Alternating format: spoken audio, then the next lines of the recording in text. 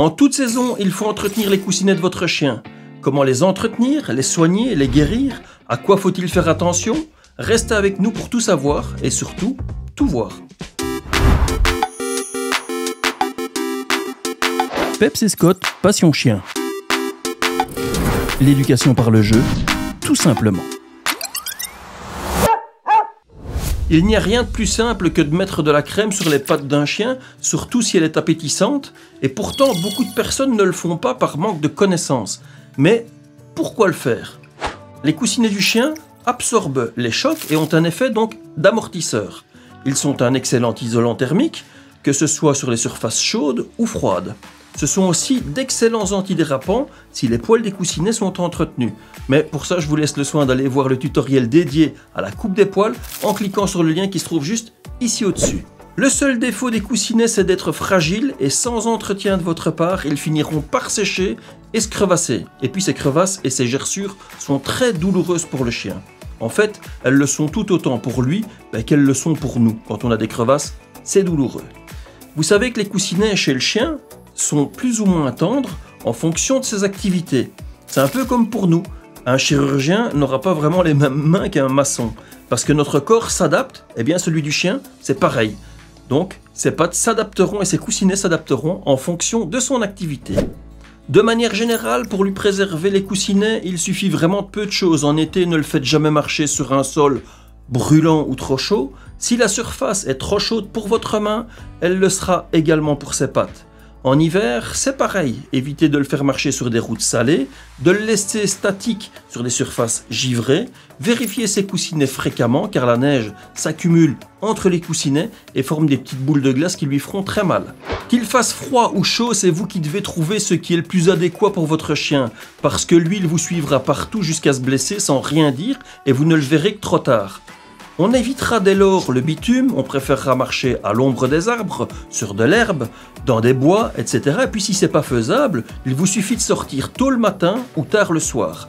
En hiver, on évitera des sorties trop longues, de rester statique, de marcher sur des routes salées et on préférera sortir sur des routes dégagées où la neige est tassée. Alors que vous faut-il pour entretenir les coussinets? Avec 4 produits, vous aurez tout le nécessaire pour les soins des coussinets. Un baume, de l'huile de coco, de la vaseline et du miel de thym. Alors, l'huile de coco, elle est super facile à trouver dans toutes les grandes surfaces. C'est un produit alimentaire, inodore et surtout non toxique pour nos chiens. Vous pouvez en étaler sur ses coussinets et en léchant ses pattes, il les graissera lui-même. C'est très pratique pour un usage quotidien et cette huile est vraiment très nourrissante. Je vous montre donc le pot utilisé. Voilà, vous avez ici de l'huile de coco. Alors, à l'état brut, c'est assez épais, comme vous pouvez le voir. Voilà, c'est vraiment épais. Le seul petit défaut de cette huile, c'est que même si elle est à l'état plutôt solide, dès qu'elle est sur les pattes du chien, elle devient liquide, elle est vraiment très très grasse. Donc vous aurez compris qu'il vaut mieux l'utiliser autre part que sur votre moquette. Ensuite, vous avez du baume.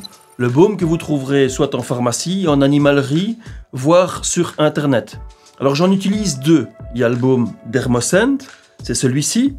Voilà, je vous montre la boîte. Je vous dis, c'est juste en info, vous pourrez trouver d'autres baumes, mais celui que j'utilise, voilà, c'est Dermoscent.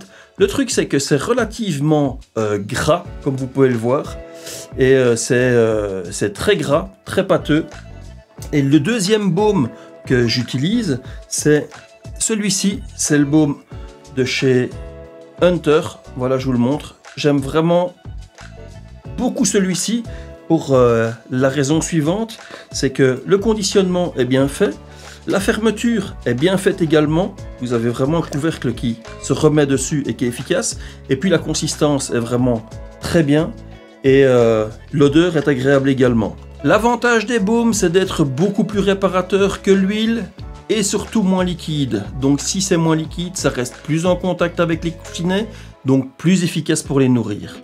Vous pouvez également aussi utiliser de la vaseline, très efficace. Vous pouvez l'utiliser pour nourrir les coussinets et aussi pour protéger les pattes de votre chien lors de vos sorties. Je vous en parle juste après. Le dernier produit, c'est du miel de thym. Vous en trouverez également en pharmacie, dans des commerces de produits bio, sur internet. Voilà, c'est du miel de thym. C'est ce que j'utilise pour soigner les coussinets de Peps et pour soigner tout ce qui est comme plaie ouverte. Je vous en parlerai juste après. Vous allez voir donc le résultat. Voilà, je vous montre l'emballage. Et vous allez voir en fait les résultats plus tard dans la vidéo obtenus sur les pattes de Peps lorsqu'il s'est vraiment ouvert le coussinet et fondu carrément en deux. Vous verrez les photos juste après. Donc l'huile, les baumes et la vaseline peuvent être utilisés pour les coussinets, mais aussi pour toutes les parties de peau sèche, par exemple comme la truffe ou bien les coudes au niveau des articulations. Allez, hop, on va vite entretenir ensemble les pattes de Peps et on se retrouve juste après.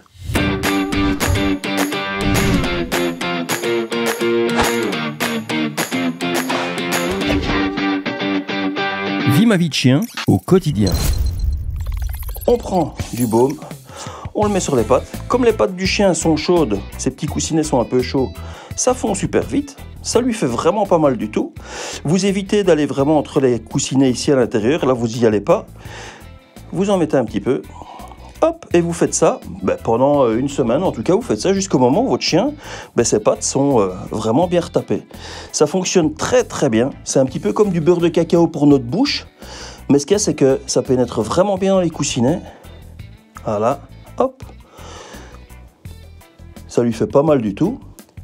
Et n'oubliez pas de faire ça en hiver, en été, surtout quand votre chien va marcher et qu'il y a du sel dehors, vous lui rincez les pattes à l'intérieur avec de l'eau claire, et puis après ça, vous entretenez ses pattes avec ça.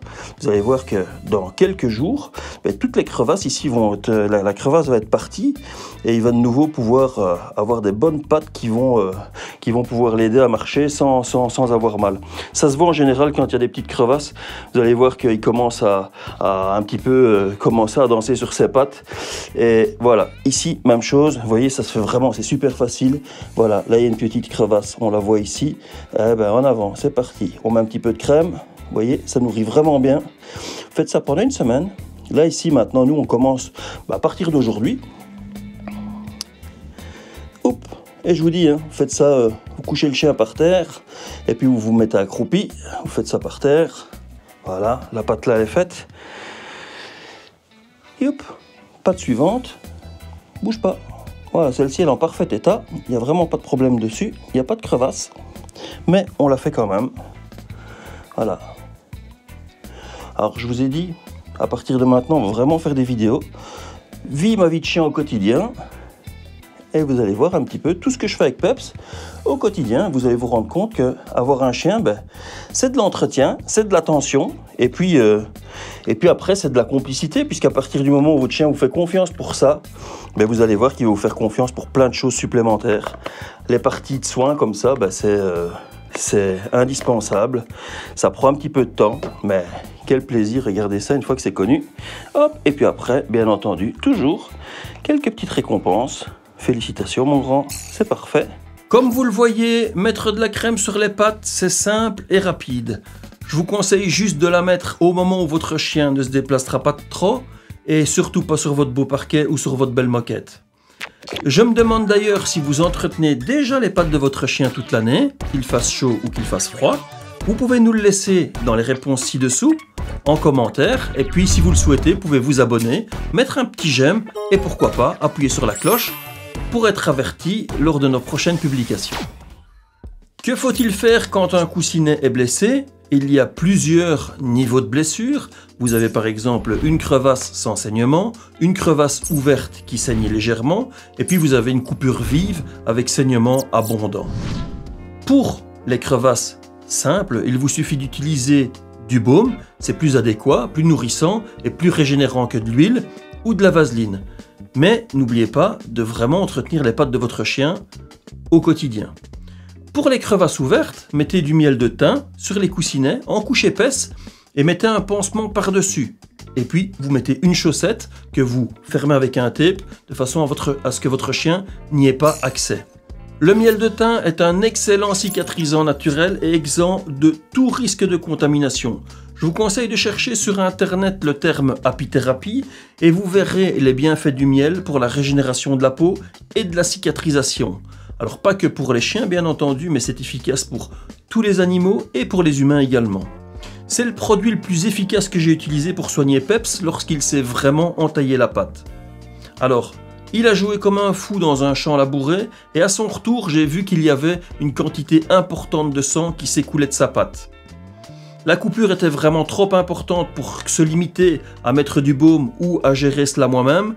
Alors comme je vous le dis très souvent, dès que vous ne vous sentez pas capable de gérer une situation au mieux ou que vous hésitez, allez voir votre vétérinaire directement. C'est son métier, c'est lui qui pourra aider votre chien de manière efficace. Ici, le coussinet a été recousu, mais les fils n'ont tenu qu'une journée. Alors c'est à ce moment-là que j'ai essayé des crèmes médicales, mais l'évolution était vraiment imperceptible. Ce n'est qu'après avoir été conseillé que j'ai utilisé du miel de thym. La cicatrisation de Peps se voyait jour après jour, et depuis pour chaque blessure, j'utilise du miel de thym. C'est efficace pour les coussinets, les pattes, mais aussi pour les plaies ouvertes qui ne nécessitent pas de point de suture. La cicatrisation est vraiment rapide. Dans les 3 cas, on limitera la marche et les sorties. C'est le repos sur lequel il faut vraiment miser. Donc, on ne sollicite pas les coussinets, c'est vraiment très important. Après avoir parlé soins, parlons astuces. Si vous sortez par temps froid dans de la neige, vous pouvez mettre de la vaseline en couche sur les pattes et entre les coussinets juste avant de sortir. La vaseline empêchera la neige de se figer entre les coussinets. Lors de votre retour, vous pouvez également rincer votre chien à l'eau légèrement tiède, aux alentours de 20 degrés, pas plus. Surtout, évitez d'utiliser de l'eau chaude pour éviter toute réaction thermique. Vous savez très bien, quand on a les mains froides et qu'on met les mains déjà sous de l'eau tiède, on a l'impression d'être ébouillanté. Alors imaginez-vous si c'est sous de l'eau chaude. C'est pareil pour votre chien. L'eau tiède fera fondre la glace plus rapidement. Et de cette manière-là, vous allez pouvoir avoir un chien qui va avoir donc ces petites bouloches de glace qui vont disparaître rapidement. N'oubliez pas également de bien rincer les pattes de votre chien lorsque vous avez marché sur des routes salées, parce que sinon, c'est vraiment une cause numéro 1 pour pouvoir avoir des gerçures et des crevasses. Et puis, si vous devez sortir par temps extrêmement froid ou chaud, je vous recommande d'investir dans des bottines. Quand et pourquoi utiliser des bottines ? Alors il ne faut pas croire qu'elles ne sont utilisées que par des chiens sportifs. On fera un sujet complet sur les bottines, mais c'est intéressant de savoir qu'il y en a pour l'été, qui vous permettront de vous déplacer avec votre chien, même sur des surfaces chaudes, sans abuser bien sûr, dans des endroits escarpés, rocailleux. Et puis il y en a d'autres qui sont prévus pour sortir par temps froid et permettre à votre chien de ne pas avoir les pattes gelées et endommagées par le froid. Les bottines sont toujours vendues par paire de 2 et pas par paire de 4 comme on pourrait le croire. Elles vous permettront de choisir les tailles de bottines en fonction des pattes avant et des pattes arrière de votre chien. Pensez-y donc lors de l'achat puisque chaque paire, il va falloir multiplier le prix par 2. Il existe également des chaussettes, des chaussons, des bottes hautes et puis d'autres accessoires pour protéger les pattes et les coussinets. Une autre utilisation bien pratique, c'est pour permettre à votre chien de se déplacer alors que ses coussinets sont fragiles. Dans les images que vous voyez ici, Peps s'était un peu brûlé les pattes en traversant une route trop chaude. Pour le soulager, j'ai soigné ses pattes, et puis après ça, je les ai protégées avec des bottines, pas chères que l'on trouve dans presque toutes les animaleries. Nous voici à la fin de ce tutoriel qui parle du soin des pattes du chien, et comme vous l'aurez vu, si vous les entretenez toute l'année, vous éviterez déjà vraiment beaucoup de problèmes, même si une blessure ou un petit accident peut arriver. Maintenant que vous savez tout ou presque, nous vous disons comme d'habitude, bon entraînement et à très bientôt pour un nouveau tutoriel. Allez, ciao!